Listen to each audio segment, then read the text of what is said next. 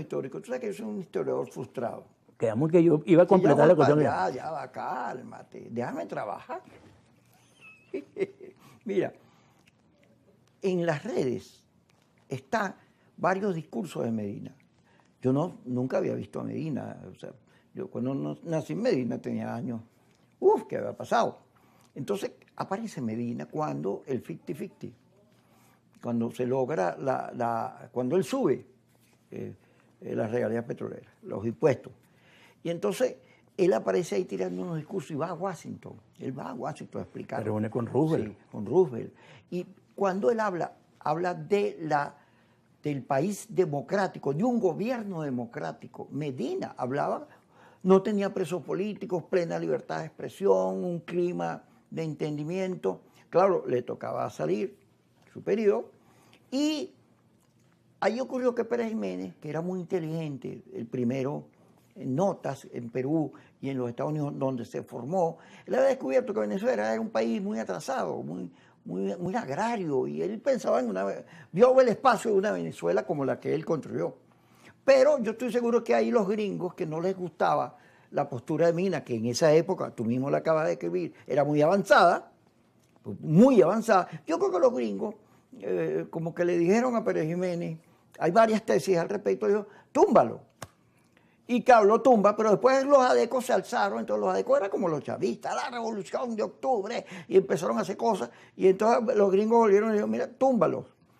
Y yo creo que no es que los Estados Unidos no se han metido en Venezuela, siempre se han metido, y su interés fundamental es el petróleo. Y con eso te doy pie, porque estabas hablando de eso, para que te metas en la tercera conclusión que tú sacas.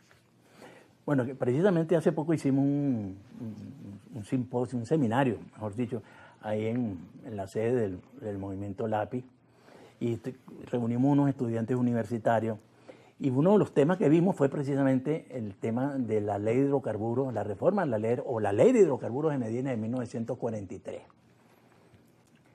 Es paradigmático, es emblemático lo que sucedió ahí, sobre todo teniendo en cuenta que se hicieron unas profundas reformas, sobre todo en la participación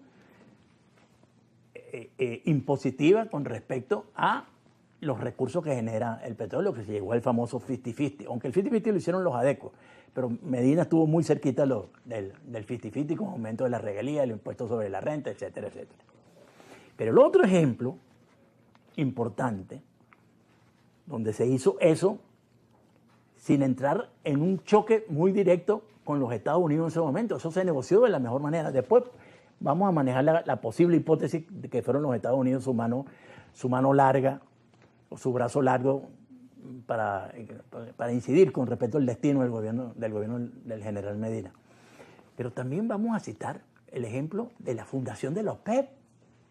Cuando se funda la OPEP en 1960 con Juan Pablo Pérez Alfonso, el desafío más tremendo que se pudo haber hecho a las 7 hermanas en aquel momento, que eran realmente el poder de esas 7 transnacionales petroleras que quitaban y ponían gobiernos en el mundo. Y la famosa crisis de Irán en 1952. Que la produjeron los americanos, lo cuenta Clinton. Los americanos y la British Petroleum.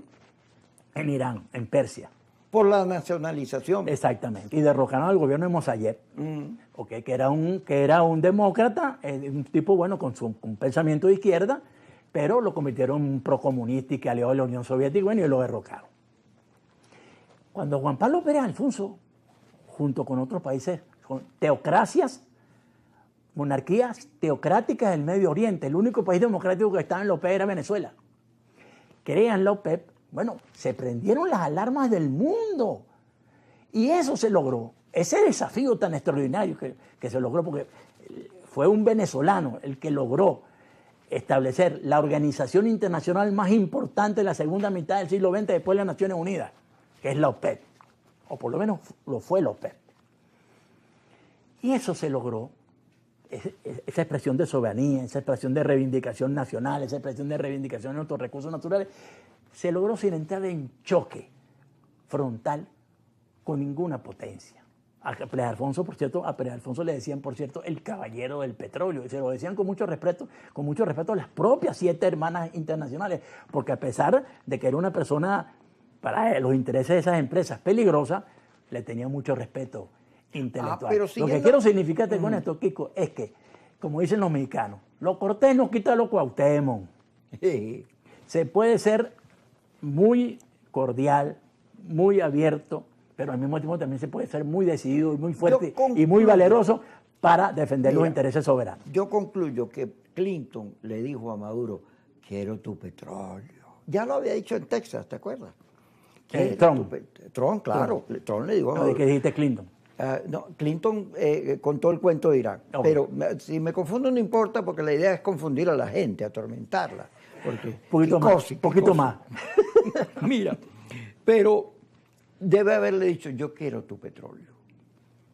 Y Maduro debe haberle dicho, déjame pensarlo. Eso me recuerda una afiche que nosotros pegamos en la universidad, en la época de que estaba vivo Alfredo Manero, que poníamos un tío San, así, yo quiero tu petróleo, la causa R. Me acuerdo de ese afiche, Porque, fíjate, Trump, que tiene una política que si le da resultado lo de Ucrania, lo del Medio Oriente, un día sí y un día no, pero digamos, es un esfuerzo importante para la paz.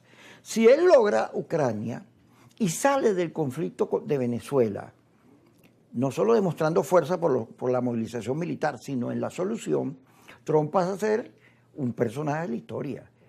Y es posible que su percepción interna cambie porque tiene éxitos. Ahora, y se gana el premio Nobel de la Paz el año que viene. No, y tiene razón, no, ese es un premio Nobel justificado, porque tú no le puedes dar el premio Nobel a una persona que lo que está pidiendo es guerra, muerte, invasión, tiro. Sería merecido. Claro, sí, sería merecido. Ahora, fíjate, él se reúne como el de Kissinger o como el de Obama. Él se reúne con el alcalde, este alcalde que es de todo, musulmán, izquierdoso, de todo. Y ese bicho es comunista, le cae encima. Después se reúne con él. Y mi hermano, este tipo es simpático, oye, yo lo voy a apoyar en todo. Claro, cuesta, como nosotros no vimos en Estados Unidos, nos cuesta entender estos juegos que él tiene. Pero sí, Trump es un tipo inteligente, no es un cualquiera. Cuando regresemos, cualquiera soy yo. Así que no se vaya.